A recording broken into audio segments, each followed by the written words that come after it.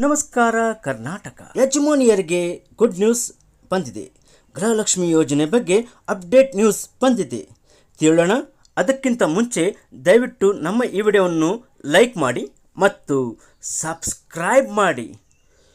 ವೀಕ್ಷಕರೇ, ಗೃಹಲಕ್ಷ್ಮಿ ಯೋಜನೆ ಬಗ್ಗೆ ಅಪ್ಡೇಟ್ ನ್ಯೂಸ್ ಬಂದಿದೆ. ಮನೆಯ ಯಜಮಾನಿಯರಿಗೆ ಶೀಘ್ರವೇ ಗುಡ್ ನ್ಯೂಸ್ ಬಂದಿದೆ. ಏಪ್ರಿಲ್ ಮೇ ತಿಂಗಳ ಗೃಹಲಕ್ಷ್ಮಿ ಹಣ ಖಾತೆಗೆ ಜಮಾ ಆಗಲಿದೆ. ಹೌದು, ಯಜಮಾನಿಯರಿಗೆ ಸಚಿವೆ ಲಕ್ಷ್ಮಿ ಹೆಬ್ಬಾಳ್ಕರ್ ಅವರು ಸಿಹಿ ಸುದ್ದಿಯನ್ನು ನೀಡಿದ್ದು, ಶೀಘ್ರವೇ ಏಪ್ರಿಲ್ ಮತ್ತು ಮೇ ತಿಂಗಳ ಗೃಹಲಕ್ಷ್ಮಿ ಹಣವನ್ನು ಜಮಾ ಮಾಡಲಾಗುವುದೆಂದು ತಿಳಿಸಿದ್ದಾರೆ. ಸುದ್ದಿಗಾರರೊಂದಿಗೆ ಮಾತನಾಡಿದ ಅವರು, 2 ತಿಂಗಳಿಂದ ಗೃಹಲಕ್ಷ್ಮಿ ಯೋಜನೆ ಫಲಾನುಭವಿಗಳಿಗೆ ಹಣ ಜಮಾ ಮಾಡಿಲ್ಲ.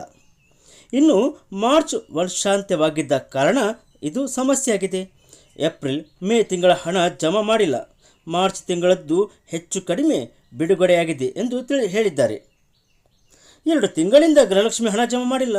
ಶೀಘ್ರವೇ ಫಲಾನುಭವಿಗಳ ಖಾತೆಗೆ ಹಣವನ್ನು ಜಮಾ ಮಾಡಲಾಗುವುದೆಂದು ಸಚಿವೆ ಲಕ್ಷ್ಮಿ ಹೆಬ್ಬಾಳ್ಕರ್ ಅವರು ತಿಳಿಸಿದ್ದಾರೆ.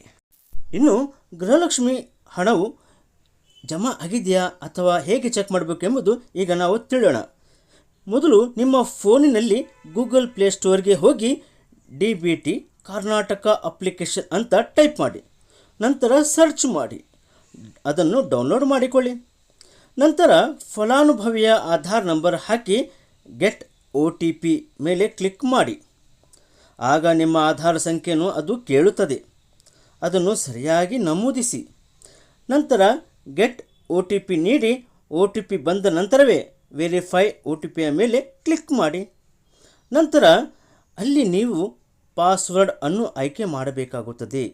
ನಿಮಗೆ ಬೇಕಾದ ಮುಖ್ಯವಾದ 4 ಸಂಖ್ಯೆಯ MPIN ಕ್ರಿಯೇಟ್ ಮಾಡಿ. ನಂತರ ಅದನ್ನು ಕನ್ಫರ್ಮ್ MPIN ಹಾಕಿ ಸಬ್ಮಿಟ್ ಮೇಲೆ ಕ್ಲಿಕ್ ಮಾಡಿ.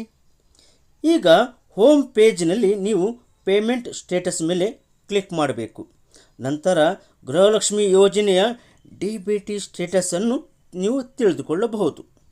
ಇನ್ನು ಪಕ್ಕದಲ್ಲಿರುವ seeding status of Aadhaar in bank account ಮೇಲೆ ಕ್ಲಿಕ್ ಮಾಡುವ ಮೂಲಕ ನಿಮ್ಮ ಆಧಾರ್ ಸೀಡಿಂಗ್ ಸ್ಟೇಟಸನ್ನು ಮತ್ತು ಯಾವ ಬ್ಯಾಂಕಿಗೆ ಸೀಡ್ ಆಗಿದೆ ಎಂಬುದನ್ನು ನೀವು ತಿಳಿದುಕೊಳ್ಳಬಹುದು.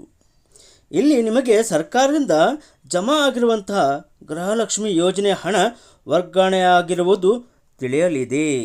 ಇನ್ನು ಅಷ್ಟೇ ಅಲ್ಲದೆ ನಿಮ್ಮ ಬ್ಯಾಂಕ್ ಖಾತೆಗೆ ಹಣ ಜಮಾ ಆಗಿದೆ ಎಂಬುದು ತಿಳಿಸುತ್ತದೆ.